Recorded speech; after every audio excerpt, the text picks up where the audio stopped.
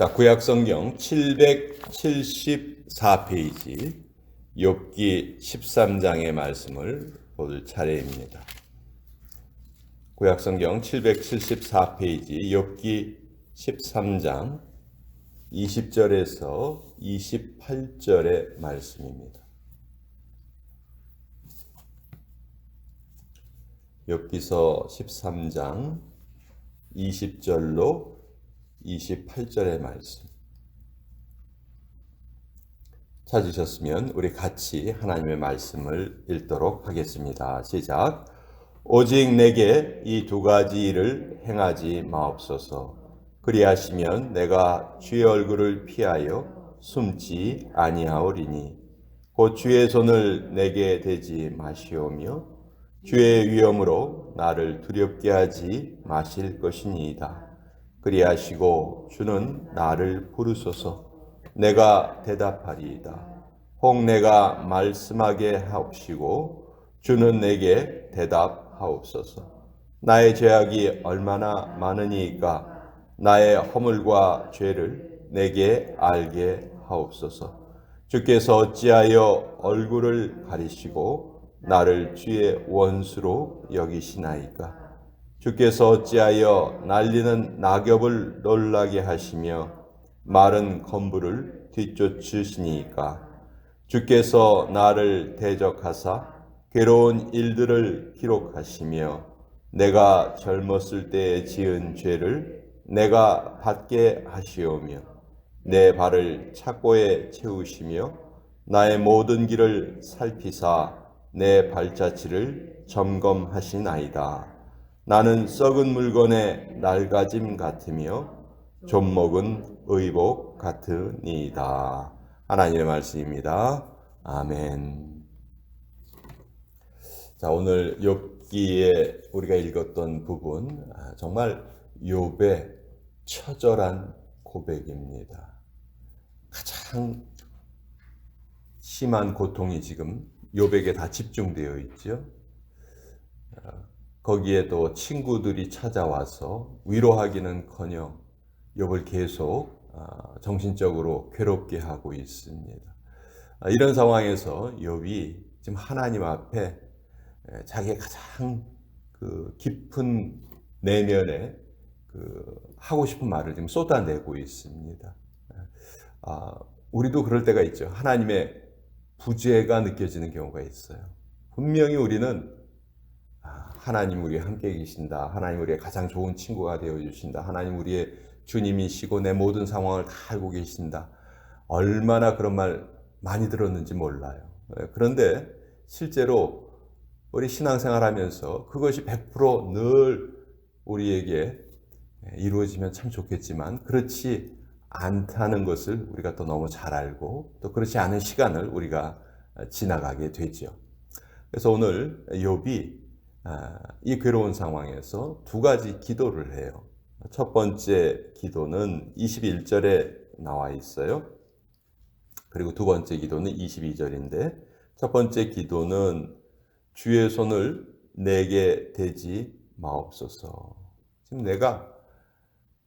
내가 견딜 수 있는 상황을 더 넘어서서 모든 고통이 나에게 몰아치고 있습니다. 더 이상 내가 이것을 이겨내지 못하겠습니다. 버틸 힘이 없습니다.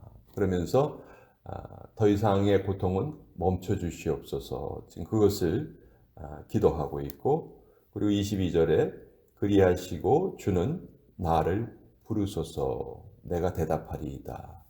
이건 다른 말로 하면 내가 부를 때 나에게 대답해 주시옵소서. 그 말이에요.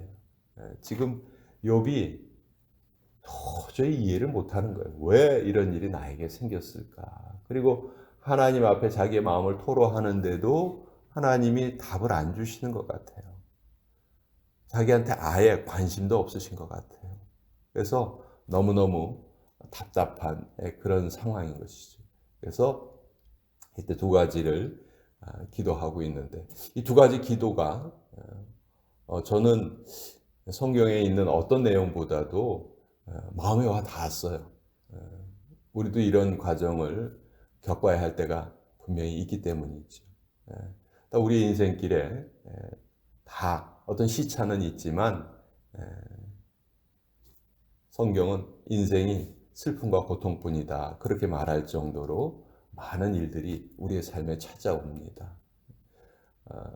그때 우리는 어떻게 그 위기를 넘어가야 할 것인가, 그것을 어떻게 이겨내야 할 것인가, 그것을 우리에게 또 잘 알려주는 그런 내용이에요. 자, 21절.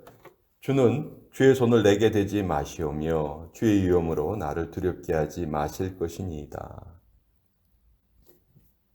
그러니까 잘못을 한 학생이 선생님이 매를 대려고 하면 저 때리지 마세요, 때리지 마세요, 막 이렇게 사장하는 것처럼 그렇게 느껴집니다.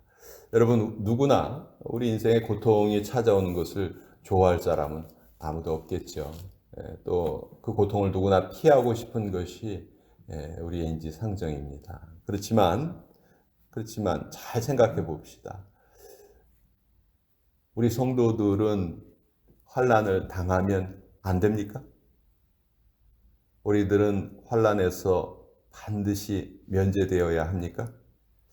언제부턴가 우리의 머릿속에 그런 잘못된 사상이 딱 들어와서 자리를 잡고 있는 것 같아요. 나는 하나님을 믿으니까 난 어려움 당하면 안 돼. 난 이 세상에서 정말 잘 살아야 돼. 하나님이 나를 도우신다는데 난 정말 힘들게 살면 안 돼. 그런 그 사고방식이 교회를 다니는 성도들에게 은근히 지금 파고들어 있어요. 그래서 막 자리를 많이 잡고 있는 것 같아요. 그러니까 인생에 조금 어려움이 찾아오면은 어쩔 줄을 모르는 거예요. 자기가 생각했던 그 기대와 현실이 다르다는 것이죠. 근데 성경이 과연 우리의 인생 속에 어떤 고통도 없을 것이고 어떤 환난도 없을 것이다 그렇게 우리에게 말해주나요? 성경을 잘 읽어보면요, 오히려 정반대예요. 분명히 우리에게 환난이 있다는 것을 성경은 여러 번 강조하고 있습니다. 우리가 환난을 피할 수가 없어요. 불신자들에게만 비가 내리고 불신자들에게만 눈이 오고 불신자들에게만 태풍이 몰아치고 그러나요? 그렇지 않아요. 우리들도 다 똑같이 그것을 겪어야 하고 겪을 수밖에 없다는 거예요. 예수님이 이 땅에 오셔서 환난을 당하셨나요? 안 당하셨나요? 우리 늘 예수님 닮기 원합니다. 그렇게 고백해요. 근데 도대체 예수님 닮기 원한다고 했을 때 뭘 닮기 원한다는 거예요? 예수님이 기적을 일으키시는 그 능력, 그거 닮기 원한다는 거예요? 부활의 영광, 그거 닮기 원한다는 거예요? 그럼 그 전에 있었던 십자가의 고통은요? 제자들에게 배신받으신 그 아픔은? 수많은 사람들이 자기를 따라다니다가 일시에 떠나가 버리는 그 허전함은? 마귀에게 시험도 받으시고, 이거 다 예수님이 겪으셨던 일이에요. 그렇죠? 우리가 예수님을 닮기 원한다고 고백한다면 우리 역시 그와 같은 길을 가겠다는 그런 고백이 돼야 되잖아요. 언제부턴가 우리 이 기독교가 점점 미신이 되어가고 있지 않은가. 그런 괴물로 지금 바뀌어가고 있지 않은가. 소위 말하는 기복주의. 나 교회 다니니까 무조건 나 다 잘 돼야 돼. 하나님 무조건 내가 하는 일 도와주셔야 돼. 그러면 좋으신 하나님이시고 그렇지 않으면 안 좋으신 하나님이야 하는 그런 잘못된 생각이 우리 속에 들어와 있어요. 욥도 마찬가지입니다. 물론 욥이 지금 겪고 있는 고통이 우리가 상상할 수 있는 범위를 넘어섰다는 거 우리 알아요. 근데 여기에서 주의 손을 내게 대지 마시오며, 이거는 그 상황에서 얼마든지 할 수 있는 기도이긴 하지만 또 우리가 잘 생각해 보면 우리는 고통을 반드시 통과해야만 하는 존재다. 욥도 이 과정을 반드시 통과했어야만 하는 존재였어요. 그러니까 이 과정을 지금 겪고 있는 것이죠. 그래서 고난에 대한 우리의 시각을 다시 한번 우리는 좀 바로 해야 되겠다. 고난은 어떻게 보면 우리의 필수 과목이다. 우리가 고난을 피할 수 없다는 것을 분명히 알아야 합니다. 22절에 욥이 또 하나의 기도를 하죠. 주는 나를 부르소서 내가 대답하리이다. 혹 내가 말씀하게 하옵시고 주는 내게 대답하옵소서. 지금 욥이 너무 답답한 거예요. 그렇죠? 왜 내가 하나님께 여쭤보는데 하나님은 답변을 하지 않으시나. 우리는 답답한 과정을 우리도 통과할 때가 많이 있습니다. 근데 신앙의 성장은요, 그 답답한 과정을 통과할 때 이루어집니다. 잘 생각해 보세요. 우리의 신앙이 언제 성장했습니까? 모든 것이 다 잘 이루어질 때, 그때 우리의 신앙이 쑥쑥 자랐나요? 전 그런 성도는 이 세상에 존재하지 않는 것 같아요. 우리의 본성이 그런 본성을 지니고 있는 존재들이 아닙니다.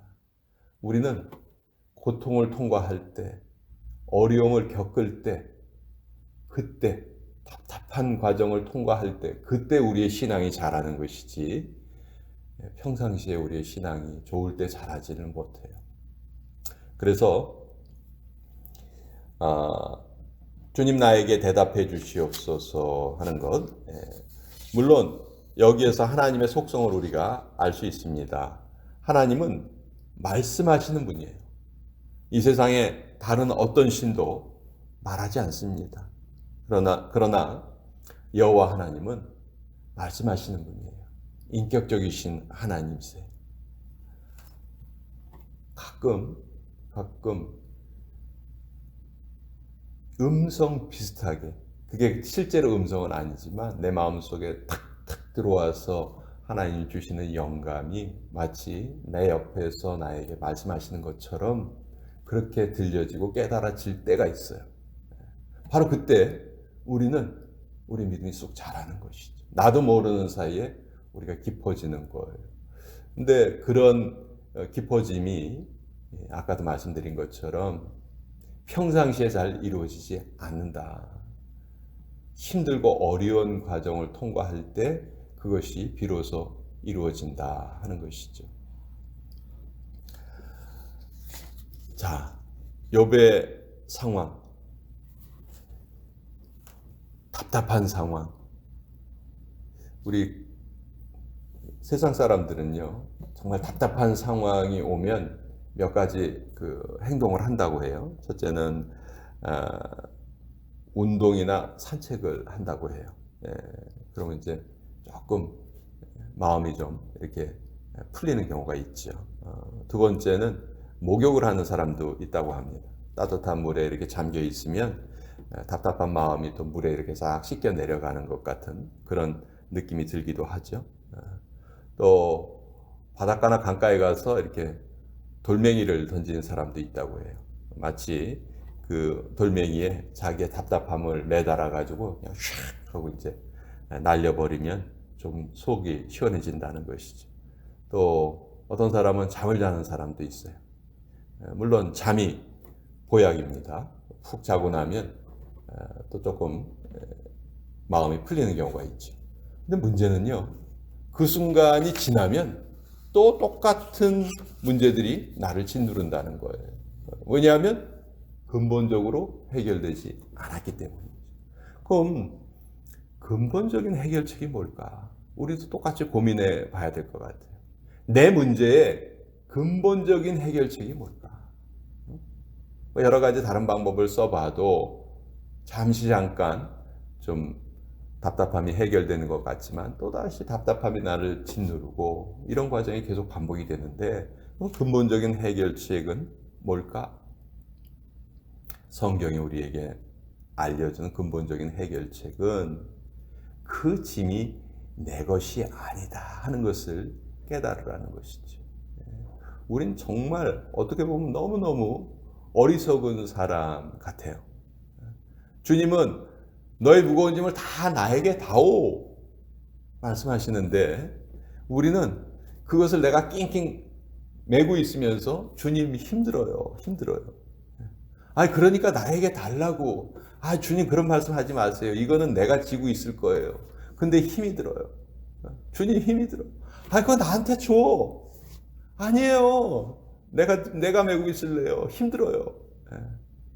성경이 우리에게 알려주는 해결책은요. 늘 우리의 생각을 뛰어넘습니다. 그것은 내가 맡아서 내가 해결해야 될 것이 아니다 하는 것을 깨닫는 순간 그것이 근본적인 해결책이 됩니다. 그 외의 것은요. 근본적인 해결책이 될 수가 없어요. 우리가 예수님이 그러셨잖아요. 너 머리카락 하나라도 희게 하거나 검게 할 수 있냐? 너 키 1cm라도 줄이거나 늘릴 수 있냐? 우리가 만약 그런 능력이 있다면 뭐 그런 짐 우리가 짊어지고 뭐 해결해 보려고 애써도 될 것 같아요. 그러나 우리는 그런 능력이 있는 존재들이 아닙니다. 그런 능력이 있는 존재들이 아닌 우리가 그것을 해결하려고 하는 것 자체가 하나님께서는 그것은 너희가 해야 할 일이 아니다. 너희의 몫이 아니다. 그렇게 알려주시는 거예요. 그래서 우리가 이 비법을 깨달으면 그 순간서부터 우리는 자유로울 수 있는 것이죠. 근데 우리가 이것을 깨달으려고 하면은 마귀가 가만히 있질 않죠. 금방 또 우리에게 그 짐을 갖다 붙여 놓으려고 합니다. 그럼 또 우리 믿음으로 그 짐을 또 떼어내리는 것이고요. 그러니까 이것이 계속 지속되는 우리 영적인 싸움이라고 볼 수가 있는 것이죠. 욥도 나중에는 이 기도한 대로 이루어져요. 근데 욥의 이 기도가 이루어지는 과정은 결코 쉽지 않았다는 것이죠. 우리는 자꾸 욥의 마지막 모습만 확대해서 보려고 애를 쓰지만 욥기를 보면요. 욥기가 무려 40장이 넘는 책이잖아요. 앞부분하고 뒷부분 우리가 잘 알고 있는 내용은 아주 짧아요. 근데 그 중간에 욥이 고통스러워하고 친구들과 답답한 대화를 하고 이것이 얼마나 긴지 몰라요. 욥기의 한 70%를 그 과정이 차지하고 있어요. 다른 말로 하면 우리 인생의 70% 정도는 고통스럽고 답답하고 때로는 힘들고 그런 과정이라는 것이죠. 그러니까 우리가 그것을 정확하게 알고 또 우리가 해야 할 일은 짐을 내가 해결하려고 하는 것이 아니고 그 짐이 생기는 족족 생길 때마다 하나님께 갖다 드리는 것이다. 그것만이 우리가 근본적인 답답함에서 해결될 수 있는 방법이다 하는 것을 저는 욥기가 우리에게 알려주는 책이다 그렇게 생각을 합니다. 욥하면은 떠오르는 이미지가 고통이죠. 고난. 그만큼 우리의 삶의 고난은 뗄래야 뗄 수가 없습니다. 고난을 좋아하는 사람 아무도 없어요. 그렇지만 또 그렇다고 해서 그 고난으로부터 자유로울 수 있는 사람 또한 아무도 없습니다. 결국 그 고난과 함께 살아가야 하는데 그럼 그 고난을 우리가 어떻게 근본적으로 해결할 것인가? 그 고난은 내가 감당할 일이 아니다 하는 것을 깨닫는 것. 그것이 바로 저는 출발점이라고 생각하고 그때서부터 우리는 자유로울 수 있다. 그렇다고 무책임하게 살자는 거 아닙니다. 아 이거 다 하나님이 해결하세요. 난 몰라요. 나는 그냥 내가 하고 싶은 거 하면서 놀 거예요. 그게 아니에요. 그게 아니죠. 그 짐은 내가 하나님께 다 맡겨드리지만 내가 해야 될 몫은 또 분명히 있습니다. 날마다 우리의 성장과 발전을 위해서 우리는 하나님의 말씀도 읽어야 하고 기도해야 하고 또 기도도 종류가 얼마나 많아요. 나를 위한 기도뿐만이 아니죠. 하나님은 이웃을 위한 기도도 기뻐하시고 그렇죠. 우리가 섬기는 이 교회, 이 나라 기도할 제목들이 너무 많죠. 그런 거 하나도 하지 않고 하나님 내 짐 해결해 주세요 하는 것 또한 우리의 믿음의 잘못된 태도입니다. 그래서 저는 늘 뭐 운동선수들도 그렇지만 아무리 뛰어난 운동선수들도 어떻게 그렇게 운동을 잘하십니까 하면 기본기에 충실할 뿐입니다. 늘 똑같은 말 하죠. 기본 훈련을 잘하면 어떤 특별한 상황이 발생을 해도 그것을 대처할 수 있는 거죠. 기본기가 안 돼 있으면요, 어떤 특별한 상황이 왔을 때 결코 그것을 대처할 수가 없습니다. 그래서 결국 우리는 믿음의 기본기를 오늘도 다져야 되겠다. 믿음의 기본기는 바로 말씀과 기도다. 그 말씀과 기도가 정말 말로만 우리에게 다가오는 것이 아니고 우리의 삶에 그것이 계속 체화될 수 있도록, 내 것이 될 수 있도록 계속 우리는 애쓰고 살아가야 되겠다. 오늘 욥기를 통해서 이 말씀 또 여러분과 함께 나누어 보았습니다.